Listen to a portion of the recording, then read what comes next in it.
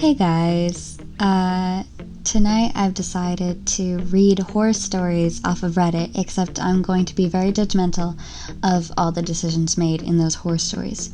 Now, I'm getting all of my stuff from I don't think this is No Sleep, but it's just one of those questions where it's Reddit, what is your most disturbing, scary, or creepy real story? Serious. So, we're just gonna get into it.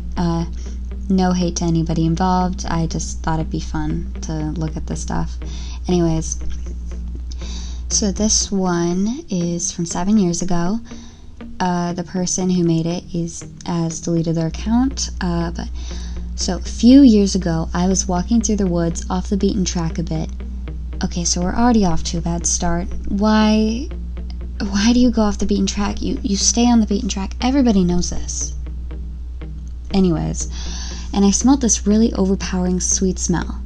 Ooh. I even in real life, I don't like sweet smells. Like, if they're alluding to what I'm thinking they're alluding to in terms of smell-wise, like perfumes or like anything that smells like sugary sweet, smells horrible to me. I don't know what it is, but anyways, being nosy, I pulled back the undergrowth to have a look and found a dead body. Oh, wow, right to the point. Wow. Oh. That is, oh. The guy had clearly been there a while and wasn't looking great. Yeah, I bet. He's dead. And he smells terrible. All swollen and green and black, ooh, with various running fits. Ooh, he's just having a bad day. Oh, he's crazy. The wildlife has also been dining well for a few days. Oh, okay. Ooh. I called the police, who told me to wait with the body until they arrived. Being in the middle of nowhere, it took a while for them to arrive, and it got dark, and I was just sat there in the dark with him for a long time. Hi, sorry, this is editing me. They made you wait with a body for hours. They were like, not only do you have to witness this body, you have to stay with it. And, oh my gosh. And the guy is mad at you for disturbing it? Sorry, this is editing me. I'm spoiling it. Okay, let's keep... Okay. That is disturbing. That is definitely scary. Bessie, you've been through it. It turned out he committed suicide. How? Anyways, for a long time afterwards, I had dreams about him, and he would talk to me and not nice things. Why? Mainly about how he was angry I had disturbed his resting place and he wanted me to kill myself. We'll get to that in a bit. Probably just my imagination, but all pretty disturbing at the same time. He still turns up in my dreams from time to time, and no doubt will be tonight after typing this. Oh no. So he was upset that you found his clearly disturbed dead body from the wildlife, and then wanted you to sewer slide yourself because of it? Ooh. R.I.P. Bestie. That is... But why would it smell sweet? Why does it smell sweet? Why did he smell sweet? What did he take that makes it smell sweet? Cyanide? I know cyanide smells like almonds. I actually don't know if that's true. I just saw that on the internet once, but... Ooh. Damn, Bestie. R.I.P. To the guy. But it sounds like he's got some problems to work out. Let's be real here. Okay. Alright, so the next story we are going to be looking at is another one from 7 years ago. It looks to be edited by Redditor Are You Serious?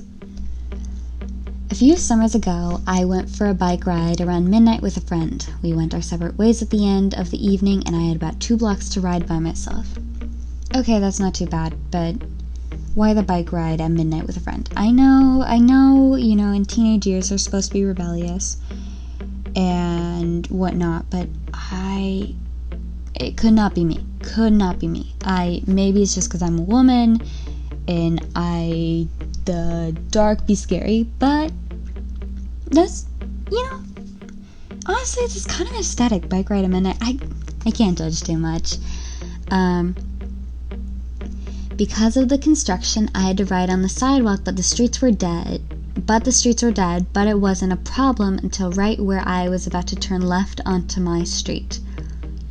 Okay. There was this man walking by himself, maybe 40s, a little scruffy, but not homeless. Oh, bestie. See, if this were me, I would turn around. I don't go near anyone at night. I don't care what they look like. I don't care. Like, it could have been the sweetest looking man. I don't care. I'm not driving. Or riding a bike. I'm not riding a bike. No, that's scary. It could not be me. Bestie. That's where you turn around. The sidewalk was narrow, and I didn't want to freak him out, so when I got about 6 feet behind him, I said, "Hey, behind you," and turned around and gave me a super angry look. See, again, I just would turn around. I would just go somewhere else. Just take the other way around. I turned down my street, and he started to follow me, literally screaming about how I was a freaking cunt, and he was going to kill me and all that. Okay. Sounds like he has some stuff he's got to work out. I live right off the corner. I didn't want him to figure that out, so I decided another loop around the block. That's not the scary part. Oh no. The scary part is when I looped back around and looked down the street, and I saw him standing on my front stoop, staring out at the street like the mother fricker knew I lived there. He saw me ride by again, but didn't say anything. See, this is why we don't go near men at night. Oh my gosh, bestie. No, that's not what you're supposed to do. I ended up going back to my friends. Okay, good. Now you're making a smart decision. I'm proud of you, bestie. But my bike got stolen from the alleyway by the house 2 days later. Oh my gosh. That's scary. Edit. The guy in the question was definitely not homeless. We have a large population of mentally ill in the area, unfortunately, downtown of a medium-sized city. So if I didn't think the sidewalk was too narrow to pass otherwise, I wouldn't have disturbed him. Half the scary part was that he looked pretty much completely normal for my area. That being said, I ended up texting my mom, and she made the decision to not notify law enforcement until my bike was stolen. I guess that's smart enough. Yeah, honestly, you can't really do much, because, like, even if, like, weird men threaten to kill you, police don't really do much until they, like, do something like steal a bike. So, yeah, it's kind of unfortunate that, had to wait until then. But overall, not a bad decision. What is, though, is you seeing the weird man and not just going the other way. But I kind of understand,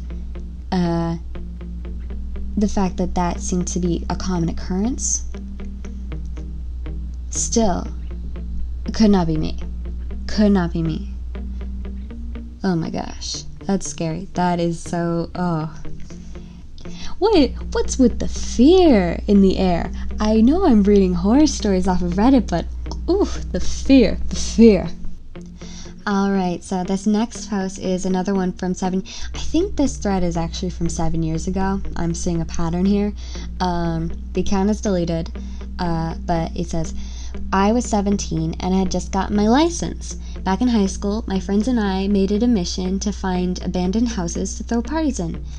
Okay, so we're already at a problem. Why are we going to abandoned houses, and why are we throwing parties in them? Because one, they're abandoned for a reason. There's probably like a ghost. If you throw a party, it's gonna like disturb the ghost. See, so we've already come to a problem, bestie. Okay, but moving on. We had a few good candidates, but the mother lode was this house I would pass on my way home from work. It was an underdeveloped shell of a huge home with a large property in the back. Okay. I had told one of my friends about it, and one day before we went to see a movie, I took him to the house. It was about dusk in the summer, so I had my headlights on. Okay, so we're already going to abandoned houses, and now we're going to abandoned houses at night? Bestie, these are not the decisions that we make. Look, we all make decisions as teenagers, but when I was 17, I knew quite well you don't go to abandoned houses at night. That's just common sense. We've seen enough horror movies. We've had enough scary stories about it. We're about to read another scary story about it now because you didn't listen. Bestie. Anyways, I pulled into the front of the house, and we were there for like 10 seconds tops before we pulled back out to go to the main road. Okay, so at least they didn't get out. Okay. A minute later, this big truck pulls up behind us with high beams on and riding our ass. Oh my god. My bestie and I took note of it. It says friend. I don't know why I said bestie, but my bestie and I took note of it but paid no mind as we headed back to the main road. At the light, I turned right, but the truck cut through the gas station at the corner and blocked us off. Why? Out of the truck comes this big hulk of a man, and my friend and I are just losing it. He raps on the window, and I roll it down. Now, the really freaky part is that this is a busy road, and now there was no one in sight. He asked us what we were doing at the house, and I quickly lied and said we were making a U-turn. He stares at us for a few seconds, smiles, and sends us our way. To this day, the house remains unfinished, and I'm convinced it's a drug operation of some sort. Too long didn't read, don't go into abandoned houses, man. Yeah, we already knew that. We knew that. Oh, why? Why? I mean, it's a good thing you lied. Okay, I will say that is a good thing you did. But you just shouldn't have gone there in the first place.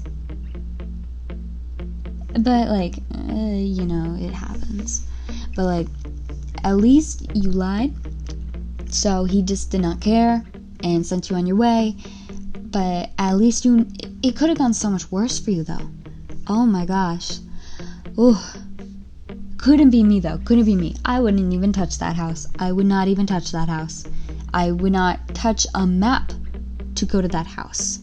I would not touch a GPS to go to that house. I would not touch a road that went to its house. I wouldn't do it. I wouldn't do it. I wouldn't touch a plane to fly to the city you're in, to go to the car you're in, to go on the road you're on, to that house. I wouldn't land from a spaceship on another planet to the planet you're on, to go on a plane that you would go on, to go to the city that you live in, to go to the truck that you drive in, to go to the road that you're driving on, to the house that you went to. Couldn't be me. Couldn't be me. So yeah, these were the stories that I read for you guys today. I hope you enjoyed the stories. I hope you enjoyed my commentary on them. Let me know in the comments, was I too judgmental, too lenient? Let me know. If you want me to read from other threads, that would be cool. If you have your own stories that you'd like to submit, feel free to do so in the comments below, and maybe I'll read them for a video. But yeah, this was fun. Let's do it again sometime, besties. I don't think I have anything else to say, so I'll just say bye!